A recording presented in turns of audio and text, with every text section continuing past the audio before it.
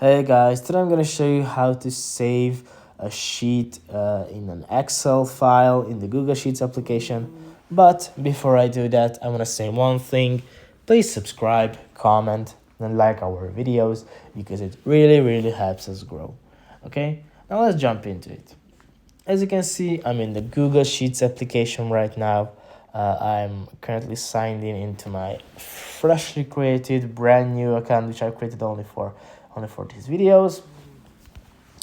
But let's say I have a sheet here. I'm under the recent page. If you don't know where it is, just have to click on this three line to the top left corner of your phone, and here will appear recent. Just have to click on that, and here I have my sheet which I want to save as an Excel file. What you're going to do is click on these three lines next to at the right side of your sheet. You got the three lines, and here is really the first option you have is save as Excel. Click on that and it will be saved as an Excel file. You can export it and everything.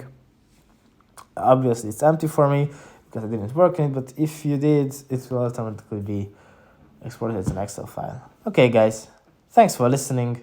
See you in the next one.